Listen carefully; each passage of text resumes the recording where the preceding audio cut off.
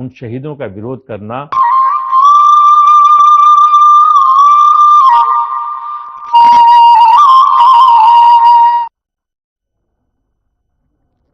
नमस्कार, मैं हूं आपके साथ अंकिता पाल। बुलेटिन की शुरुआत करते हैं। खेल मंत्री रेखा आर्या ने खेल विभाग के अधिकारियों के साथ बैठक कर अधिकारियों को कई महत्वपूर्ण निर्देश दिए हैं। बैठक के बाद में मंत्री रेखा आर्या ने कहा कि 38वें राष्ट्रीय खेलों से पूरे प्रदेश की जनता को जोड़ने के लिए आधिकारिक मशाल यात्रा 26 दिसंबर को हल्द्वानी से शुरू होगी। ये यात्रा सभी जिलों से होकर गुजरेगी और हर जिले में इस दौरान 2 से 3 कई आयोजन भी किए जाएंगे।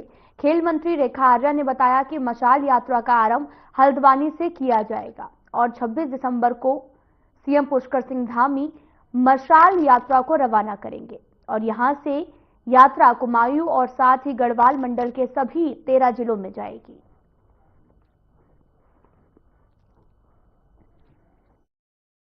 देखिए, हम सबको विदित है कि राष्ट्रीय खेलों का आगाज हो चुका है और एक लॉन्च कार्यक्रम 15 दिसंबर को हम सब लोगों ने हम उसके साक्षी बने हैं। बहुत ही वृहद कार्यक्रम और ऐतिहासिक कार्यक्रम रहा है। उसी कड़ी को आगे बढ़ाते हुए चूंकि इसके लिए प्रचार प्रसार की अत्यधिक आवश्यकता है, जिसकी जिम्मेदारी जो है वो सूचना विभाग के पास में है, उन्हीं अधिकारियों को आज आमंत्रित भी किया था, जिसमें हमारे सूचना के सेक्रेटरी से लेकर संबंधित अधिकारी आज मौजूद रहे और हमारे विभाग के अधिकारी भी रहे, जिसमें उनको ये साफ निर्देशित किया है। चूंकि अब हमारे सिंबॉलिक चीज़ें जो है वो लोकार्पित हो चुकी हैं, चाहे वो हमारा मैस्केट हो, चाहे वो हमारा लोगो हो, स्लोगन हो, एंथम हो, हमारी जर्सी हो। अब प्रकाशन में सब चीज़ें जो है पूरे 13 जनपदों में दिखना चाहिए।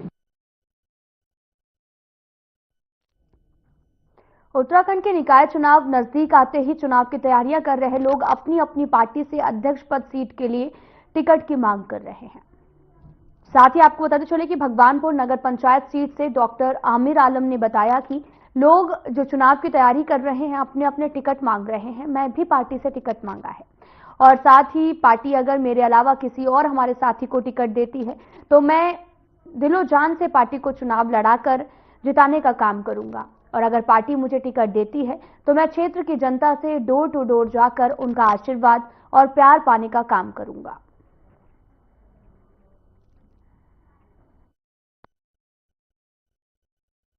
नगर पंचायत भगवानपुर के अध्यक्ष पद की जो सीट है वो सामान्य है और सामान्य सीट होने में सबको अपना टिकट मांगने का अधिकार है।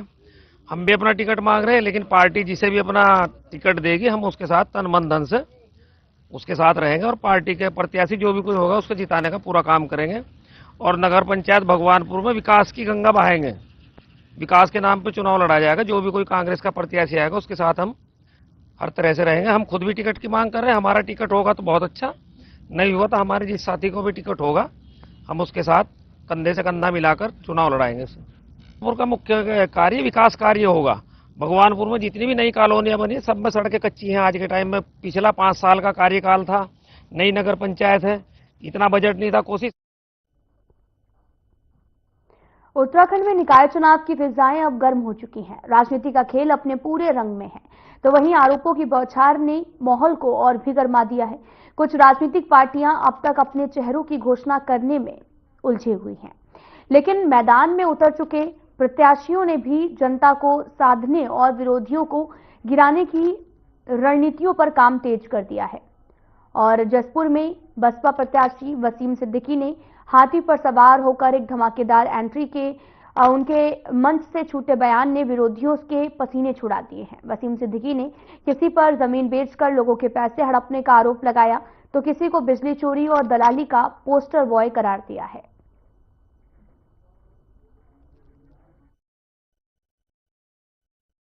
आज एक जन सैलाब जो मेरे दोस्तों ने, मेरे बुजुर्ग दोस्तों ने, मेरे भाइयों ने जो दिखाया है हिंदू मुस्लिम का एकता का प्रतीक जो मेरे मंच पे देखा है आपने, वो खुला ऐलान है जसपुर में कि वो मेरे साथ तन मन धन से हर तरीके से तैयार हो गए हैं, खड़े हो गए हैं। अब वो रुकने वाले नहीं हैं। अब वो दिखाना चाहते हैं कि बहुत हो गई नगर पालिका में भ्रष्टाचारी। अब वो वसीम भाई को लाना चाहते हैं और उनका सबका नारा मेरे साथ है। अब मैं बड़ा खुश हुआ। भगवानपुर नगर पंचायत अध्यक्ष पद के लिए वैभव अग्रवाल ने भारतीय जनता पार्टी से टिकट की मांग की है। उन्होंने कहा कि अगर पार्टी मुझ पर भरोसा जताते हुए टिकट देती है तो मैं भगवानपुर क्षेत्र की जनता के आशीर्वाद से इस सीट पर विजयी होकर भारतीय जनता पार्टी का झंडा बुलंद करने का काम करूंगा और क्षेत्र में विकास की गंगा बहने का भी काम किया जाएगा। किसी और साथी को भी इस टिकट अगर मिलता है तो मैं उसके साथ भी तन मन धन से उस चुनाव मैदान में चुनाव लड़ने का काम किया जाएगा। मंडल अध्यक्ष और जिला अध्यक्ष को अपना ज्ञापन दे चुका हूं, टिकट की उम्मीदवारी कर चुका हूं। अगर जो पार्टी मेरे अलावा किसी और भी कार्यकर्ता को टिकट देती है या उसे योग्य समझती है, मैं उसका तन मन धन से उसका साथ दूंगा। जी, मैंने अपनी टिकट की मांग की है, दावेदारी कर चुका हूं। मैं अपने माननीय मंडल अध्यक्ष जी को, जिला अध्यक्ष जी को, प्रभारी जी को, मैं सभी लोगों को अपना आवेदन कर चुका हूं। मैं सभी नगरवासियों के साथ मिलकर उनकी मूलभूत समस्याएं, सड़कें हों, सौंदर्यकरण के कार्य हों, साफ सफाई का ध्यान हो, बच्चों की एजुकेशन की व्यवस्था हो, हर तरीके से लेकर सभी का कार्य पूर्ण रूप से करूंगा।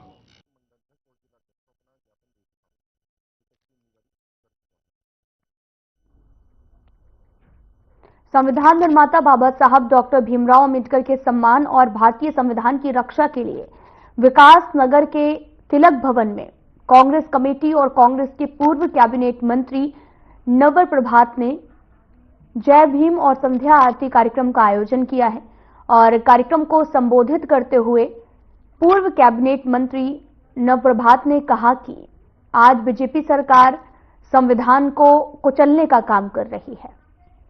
प्रभात ने यह भी कहा कि देश संविधान के निर्माता का अपमान सहन नहीं करेगा। जिस प्रकार से देश के गृह मंत्री अमित शाह ने अभद्र भाषा का प्रयोग किया है वह अत्यंत निंदनीय है और इसके लिए उन्हें देश से माफी मांगनी चाहिए।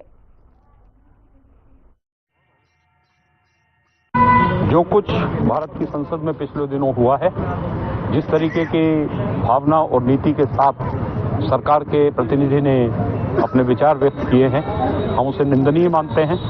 हम भारत के संविधान में अटूट निष्ठा और विश्वास रखते हैं और उस संविधान के निर्माता बाबा साहब भीमराव अंबेडकर और उनके समस्त साथियों के प्रति हमारे मन में श्रद्धा का भाव है। हम ऐसी ताकत। काशीपुर के आईटीआई पुलिस ने 2 दिन के अंदर बड़ी चोरी का खुलासा कर 3 आरोपियों को गिरफ्तार किया है और साथ ही लाखों के, आपको बताते चले कि फ्लैक्सी रोल भी बरामद हुए हैं और ये पुलिस की तेज कार्रवाई की तारीफ का मौका तो है, लेकिन इसके साथ ही कुछ सवाल भी खड़े होते हैं। चोरी जैसी बड़ी घटना में गार्ड और पुराने कर्मचारी शामिल थे और तो ये जो साजिश है वो इतनी आसानी से कैसे अंजाम दी गई? क्या ये सुरक्षा व्यवस्था की नाकामी नहीं है? और 19 दिसंबर को कैनेडियन स्पेशलिटी विनाइल कंपनी से भी लाखों के फ्लैक्सी रोल गायब होने की शिकायत हुई थी। पुलिस ने सूचना पर कार्रवाई करते हुए 610 फ्लैक्सी रोल बरामद किए हैं, जिनकी कीमत 4.5 लाख रुपए बताई जा रही है। मंगलवार की सुनवाई के दौरान एक फरियादी ने, जिनका नाम उपमन्यु है, और इन्होंने एसएसपी महोदय से निवेदन किया था, एक प्रार्थना पत्र दिया था कि इनकी एक फैक्ट्री है कैनेडियन के नाम से और उसमें कुछ ये पॉलीफ्लेक्स के रोल जो होते हैं वो बनाए जाते हैं और लगभग करोड़ों का माल गायब है। इसको पूरी संवेदनशीलता से लेते हुए सरकों के द्वारा विकासनगर के हनुमान धाम सेवा समिति में अंतर्राष्ट्रीय योग ध्यान दिवस के अवसर पर एक कार्यक्रम का आयोजन किया गया, जिसमें आत्मा ही परमात्मा पर वक्ताओं ने अपने विचार रखे हैं। वहीं उन्होंने ये भी कहा कि आजकल के युवा चौक चौराहों पर हनुमान चालीसा का पाठ करते हैं और वहीं उन्होंने भगवत गीता, श्री रामचरितमानस पर भी अपने विचार व्यक्त किए हैं।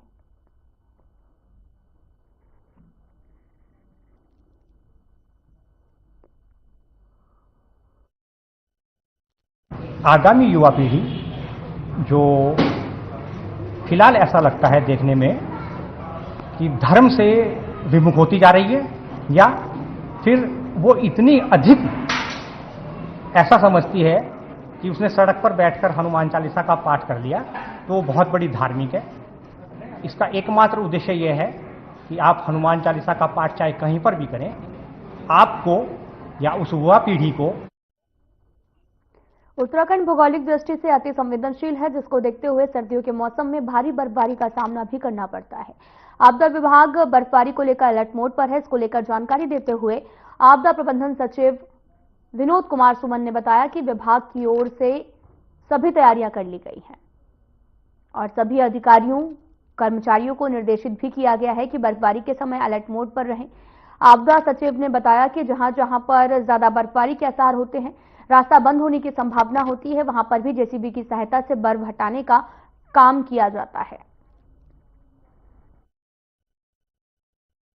देखिए, माननीय मुख्यमंत्री जी द्वारा निर्देश दिए गए हैं कि आपदा के कारण किसी प्रकार से कहीं भी कोई दिक्कत न होने पाए, उस दिशा में विभाग काम कर रहा है।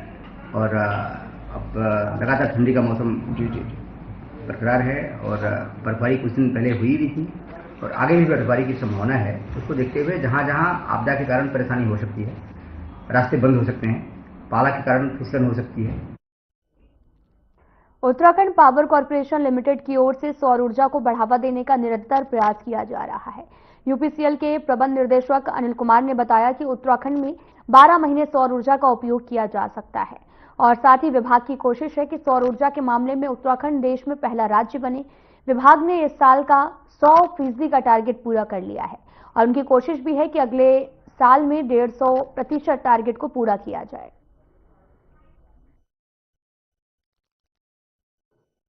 देखिए, हम लोग चाह रहे हैं कि हम लोग इस देश में सर्वप्रथम स्थान पर आए और हमारे यहाँ सौर ऊर्जा का दोहन मैक्सिमम जितना भी पॉसिबल है उसका किया जा सके।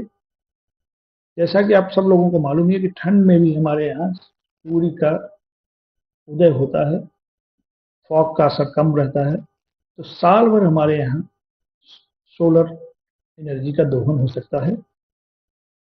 हम लोगों का प्रयास यही है कि जो राष्ट्रीय टारगेट्स दिए गए हैं वो 100% से ज्यादा किए जाएं। 100%, जैसा कि हमने वहां भी बताया था सौर टॉपिक में भी, कि हमारे जो राष्ट्रीय टारगेट्स थे उन 100% ऑलरेडी। फिलहाल यहां रुकते हैं एक छोटे से ब्रेक के लिए।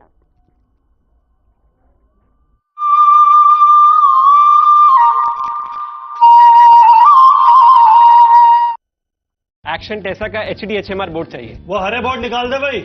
ये तो एक्शन टेसा का HDHMR बोर्ड नहीं है। सारे हरे बोर्ड एक जैसे ही होते हैं। क्या ये दीमक बोरर रेजिस्टेंट है और वाटर रेजिस्टेंट? हम बैठे हैं ना। किसी भी हरे बोर्ड को HDHMR समझकर घर लाओगे तो पछताओगे, क्योंकि सिर्फ एक्शन टेसा का HDHMR बोर्ड ही है वाटर, टर्माइट और बोरर रेजिस्टेंट। ताऊ राम किस सोच में पड़ रहा है? क्या फसल वो कुछ समझ नहीं आ रहा। कोई सी फसल बोले ताऊ? क्यों कर कुछ भी बोले, फसल का भाव भी मिलना चाहिए और MSP भी देखनी पड़ेगी। बेराना कौन सी दुनिया में बढ़ रहा है? भाई मैं समझा नहीं। पहले अपने हरियाणा में 14 फसलों पे MSP मिला करता, करीब पे हर फसल के एक एक दाने की खरीद करेगी सरकार। ये देख, हरियाणा प्रदेश की सारी फसलें MSP पर खरीदने का काम ये हमारी सरकार। तभी तो कहते हैं हमारा हरियाणा नॉन स्टॉप हरियाणा।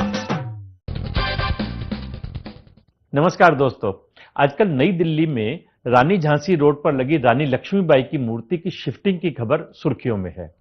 दरअसल झंडेवाला चौराहे पर ट्रैफिक सिस्टम को स्मूथ करने के लिए इस मूर्ति को शाही ईदगाह के पास DDA पार्क में शिफ्ट किया गया है।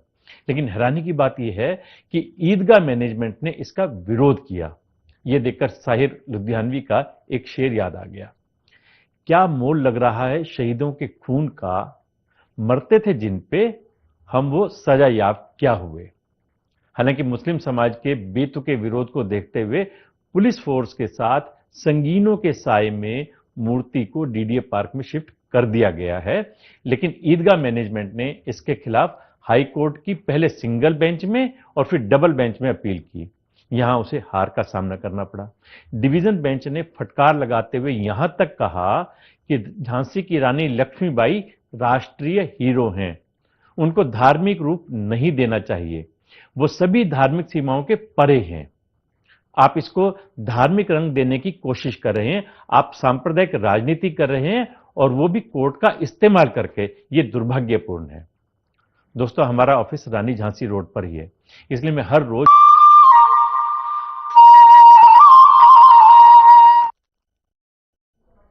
ब्रेक के बाद स्वागत है आप सभी का। रुख करते हैं खबरों की तरफ।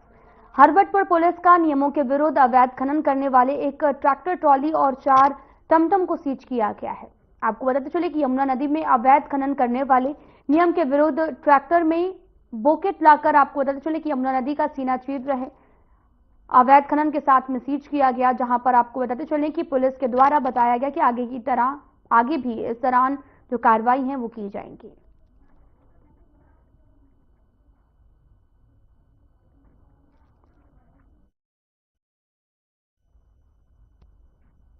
अहिल्याबाई होलकर के 300वें शताब्दी वर्ष के उपलक्ष्य में सरस्वती शिशु विद्या मंदिर इंटर कॉलेज में चित्रकला प्रतियोगिता कार्यक्रम का आयोजन किया गया, जिसमें लगभग 500 बच्चों ने प्रतिभाग किया। स्कूल के प्रधानाचार्य के द्वारा बताया गया कि इस तरह के कार्यक्रम हमारे स्कूल में किए जाते रहते हैं और वहीं ये कार्यक्रम भी आज हमारे स्कूल में किया गया। वहीं स्कूल की छात्रा उर्वशी चौहान ने भी कहा कि इससे हमें काफी कुछ सीखने को मिलता है। वहीं उन्होंने अहिल्याबाई होलकर के कदमों पर चलने की बात कही है। होलकर है बेसिकली जो इससे हमें प्रेरणा मिलती है कि हमें अपने समाज के लिए जागरूक होना चाहिए और ये एक ऐसी महिला थी जो समाज सेवक थी। क्या संदेश देना चाहते हैं आप? जितनी भी महिलाएं हैं उन्हें डर का सामना करना चाहिए। आज माता अहिल्याबाई होलकर जी की ये 300वीं शताब्दी वर्ष है, तो उस उपलक्ष्य में चित्रकला प्रतियोगिता का आयोजन किया गया है। अपने विद्यालय के सभी भैया बहन तो उसमें प्रतिभाग कर रहे हैं, उसके अलावा बाहर से भी ऐसे नवयुवक नवोदय छात्र छात्राएं आकर के उसमें प्रतिभाग कर रहे हैं। 500 से भी अधिक कुल मिलाकर के ऐसे छात्र छात्राएं हैं जिन्होंने इस चित्रकला प्रतियोगिता में प्रतिभाग किया है। निश्चित रूप से हमारी जितनी भी प्रतियोगिताएं होती हैं उसमें उनको विधिवत प्रमाण पत्र दिया जाता है, मोमेंटो दिया जाता है। तो इस कार्यक्रम में भी जो भैया बहन प्रथम द्वितीय तृतीय आएंगे उनको पुरस्कृत किया जाएगा।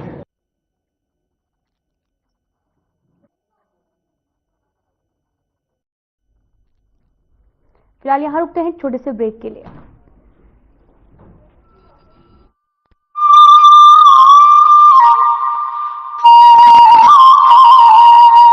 एक्शन टेसा का HDHMR बोर्ड चाहिए। वो हरे बोर्ड निकाल दे भाई।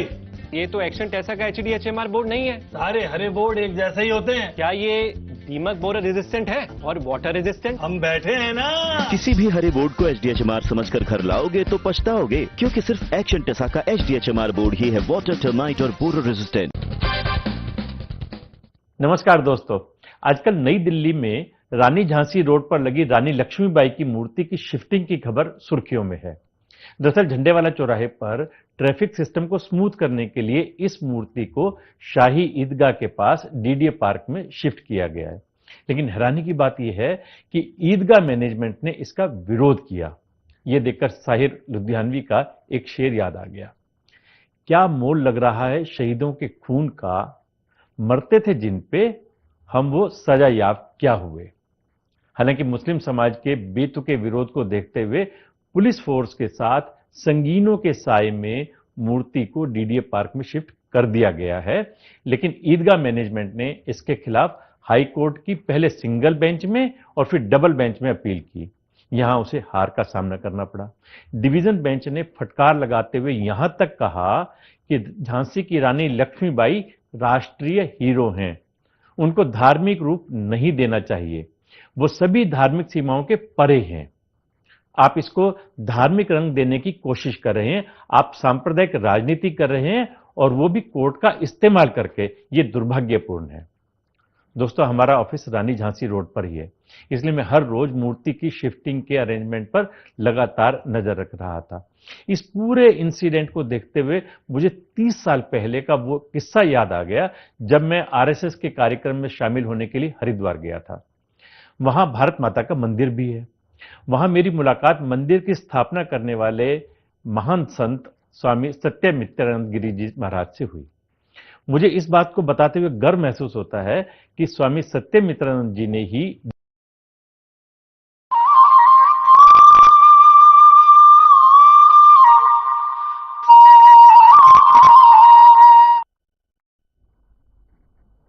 ब्रेक के बाद स्वागत है आप सभी का। रुख करते हैं खबरों की तरफ। पिथौरागढ़ के तवा घाट क्षेत्र के नेशनल हाईवे पर भारी भूस्खलन के चलते यातायात बाधित हो गया है। भूस्खलन इतना जबरदस्त था कि आसपास मौजूद लोगों के रोंगटे खड़े हो गए हैं।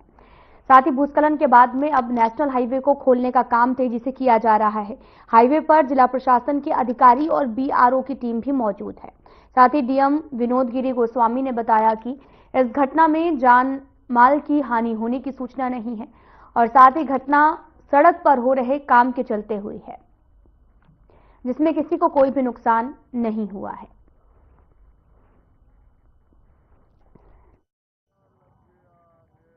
पिथौरागढ़ के धारचूला क्षेत्र में तवाघाट के नजदीक एक मेजर लैंडस्लाइड होने की खबर है। इसमें रोड जो है अभी ब्लॉक है।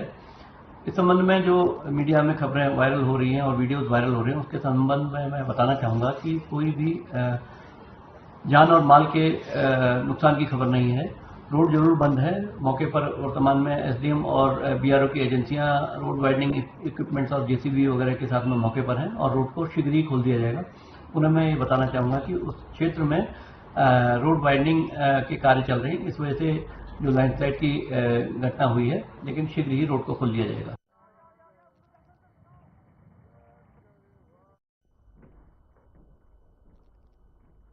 खबर हरिद्वार से है, जहां पर नशा मुक्ति अभियान चलाया जा रहा है और इस अभियान के तहत में सराय ज्वालापुर में ड्रग इंस्पेक्टर द्वारा छापेमारी की गई। इस छापेमारी में 3 मेडिकल स्टोर बंद करा दिए गए। क्षेत्र में ड्रग इंस्पेक्टर ने भी छापेमारी की और यहां पर आपको बताते चले कि जिलाधिकारी के निर्देश पर चल रहा है।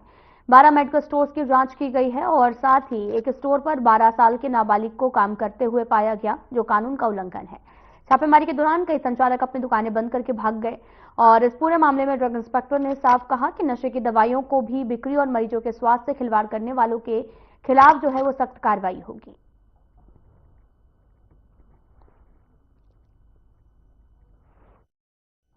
आपको बताते चले कि छापेमारी लगातार जारी है। ड्रग इंस्पेक्टर ने यहां पर छापेमारी की है। पूरा मामला हरिद्वार से सामने आया है। छापेमारी में 3 मेडिकल स्टोर को बंद भी किया गया है और साथ ही नशा मुक्ति अभियान लगातार चलाया जा रहा है। इस दौरान ड्रग इंस्पेक्टर लगातार मेडिकल स्टोर की छापेमारी की और नशा मुक्ति अभियान लगातार जारी है और छापेमारी की कार्रवाई भी चल रही है।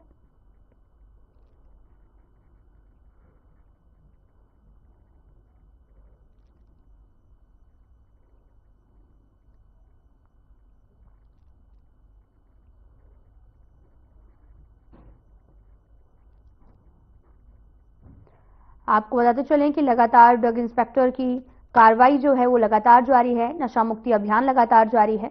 तस्वीरें आपको दिखा रहे हैं जहां पर ड्रग इंस्पेक्टर लगातार छापेमारी कर रहे हैं।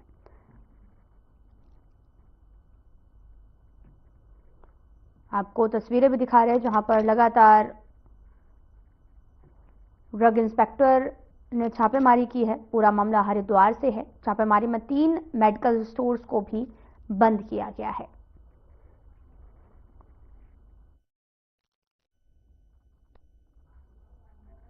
फिलहाल बुलेटिन में इतना ही। नमस्कार।